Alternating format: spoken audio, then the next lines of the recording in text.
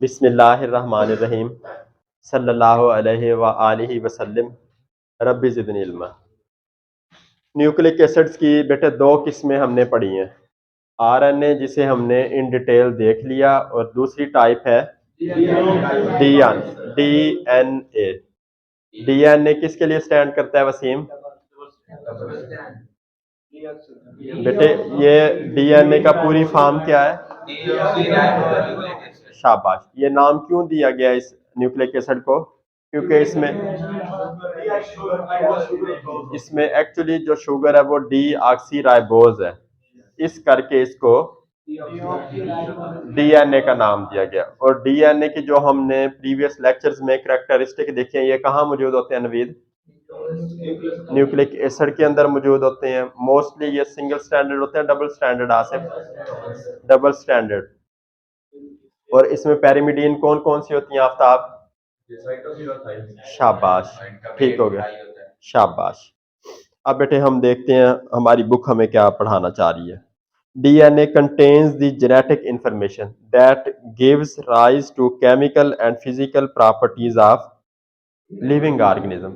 DNA में वो तमाम तरह की जेनेटिक इंफॉर्मेशन होती है जिससे केमिकल और फिजिकल प्रॉपर्टीज एक ऑर्गेनिज्म की मौजूद होती हैं। बेटे ये इस तरह का न्यूक्लिक एसिड है जिसके अंदर के एक जानदार का केमिकल स्ट्रक्चर कैसा होगा और वो फिजिकली कैसा होगा। अब फिजिकली मेरे बाल काले हैं, आंखें सुरमई है मेरी, ये मेरी कौन सी प्रॉपर्टी है? मेरा रंग काला है, कौन सी प्रॉपर्टी है ये? फिजिकल प्रॉपर्टी, जो फिजिकली हम छू सकते हैं, देख सकते हैं। अब केमिकली मेरा जो हाथ है वो प्रोटीन से मिलकर बना हुआ है, वो मायोसिन प्रोटीन है, तो ये कौन सी प्रॉपर्टी है? केमिकल। और मेरे अंदर कौन कौन से हार्मोन मौजूद हैं, एंजाइम मौजूद हैं, वो किस चीज से केमिकली मिलकर बनी, ये कौन सी प्रॉपर्टी है? केमिकल प्रॉपर्टी है। तो ये सारी इंफॉर्मेशन किस में मौजूद होती है?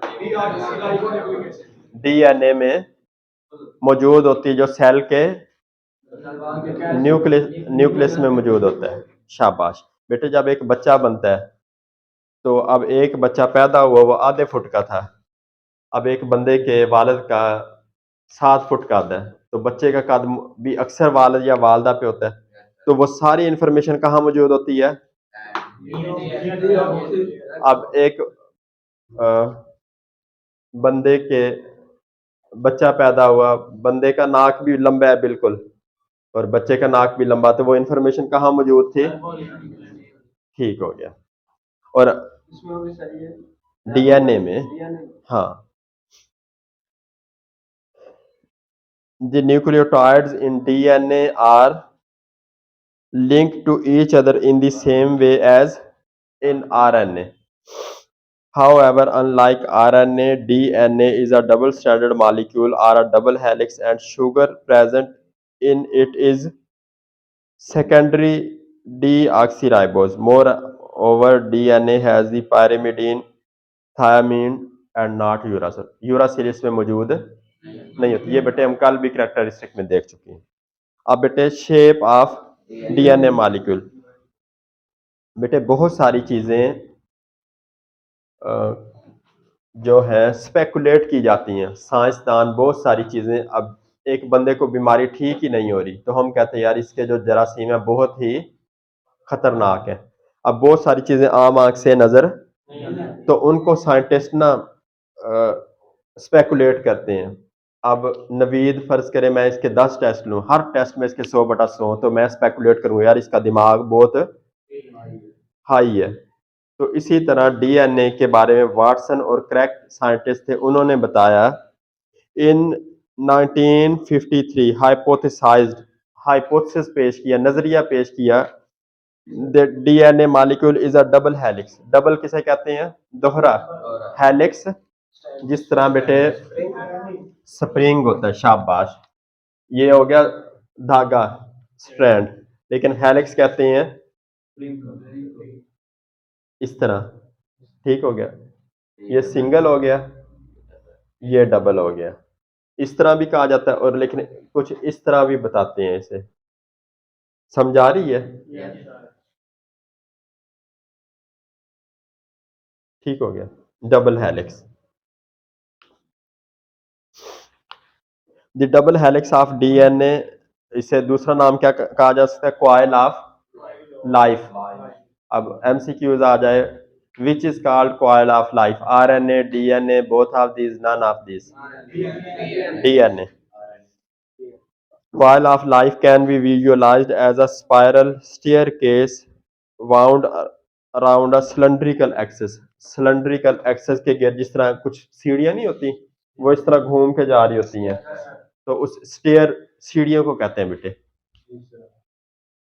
The bases are on the inside of the helix and the deoxyribose and phosphates on the outside. The helix in most of the DNA is of right-handed type. The helix rises towards the right. बेटे ये जो मैंने बनाया था, ये left side पे या right side पे है? ये लेफ्ट साइड पे है। अब आपकी बुक बता रही है कि जो डीएनए का हेलिक्स है वो राइट साइड पे होता है। बेटे इस तरह होता है ये, और इसके अंदर नाइट्रोजन बेसेस इसके अंदर होती हैं, दरमियान में होती हैं। जो फास्फेट ग्रुप है और शुगर है वो आउटसाइड होता है, यानी सिरों पे होता है। याद रहेगी ये चीज, ये आपकी बुक बताना चाह रही है आपको। Double helix of DNA A and B represent major and minor grooves respectively. अब बेटे ये जो है ग्रूव कहते हैं उभार को। किसे कहते हैं? उभार, या गढ़ा, गढ़ा समझ लें बल्कि इसे। ये जो है ये थोड़ा सा हिस्सा, इसे क्या कह सकते हैं हम? माइनर ग्रूव, माइनर छोटा गढ़ा, और ये वाला बड़ा, ये मेजर ग्रूव, और ऊपर वाला माइनर ग्रूव। माइनर किसे कहते हैं फाजल? किसको? ग्रूव, ग्रूव, गड़ा, शाबाश। In DNA there are actually two anti-parallel long molecules, each made up of a very long poly-deoxyribonucleotide chain which are wound on each other. Wound किसे कहते हैं? वाउंड कहते हैं बेटे लिपटा होना। हाँ, these two chains are joined to each other throughout the whole length of the molecule through their respective nitrogen bases.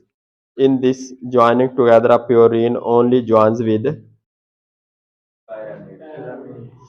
pyrimidine. The helical structure repeats of intervals of 3.4 nanometer, and therefore there are 10 base pairs in each completed helix. The helix is 2 nanometer in diameter. The molecule shows a minor groove and a major groove. बेटे जो प्योरीन है उसमें क्या कुछ मौजूद होता है? प्योरीन और पायरिमिडीन। पायरिमिडीन में 3 तरह की नाइट्रोजन बेसेस हैं, जिसको हमने याद रखा कट, और इसको गैप से। जो डीएनए या आरएनए है, दरमियान में नाइट्रोजन बेसेस मौजूद है। जो प्योरीन है वो किसके साथ बांड बनाती है? पैरिमिडीन के साथ। ये आपने, यानी गुआनिन का किसके साथ बांड आपकी बुक ने दिखाया हुआ है? देखो, जी को सी के साथ गुआनिन और साइटोसिन बांड बनाते हैं, और एडिनिन और थायामीन। याद रहेगी ये बात। और ये जो इसका डायामीटर है, डायामीटर किसे कहते हैं? ये कुतर को, फर्ज करें कोई इस तरह गोल चीज हो, वो कितना है इसका डायामीटर? 2 नैनोमीटर।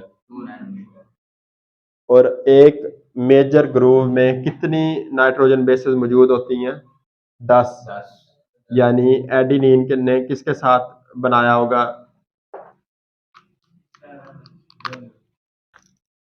बेटे ये इसके साथ बांड बना रही है, और ये ठीक हो गया जुल्फकार, ये बात याद रहेगी। चलो सही है।